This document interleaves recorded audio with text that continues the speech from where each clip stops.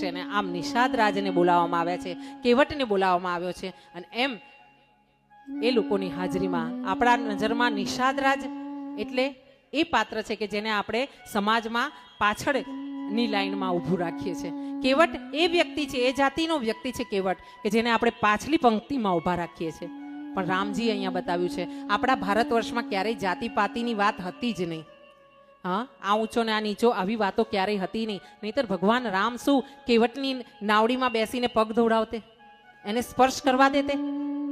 હા, તમે વિચાર કરો કે રામજી જ્યારે કેવટને સ્પર્શ કરીને આમ ગળે વળગાડતા હોય, નિષાદ રાજને પોતાનો ભાઈબંધ માનતા હોય, હા, તો આપણે તમે ને હું આ ઊંચો ને આ નીચો, આ જાતિ ને આ જાતિ, આવું બધું આપણે વિચારી શકીએ?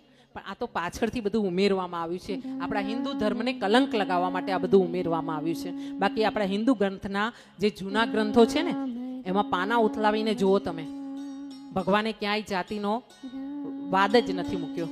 હા, બોલી રામચંદ્ર ભગવાન કી જય.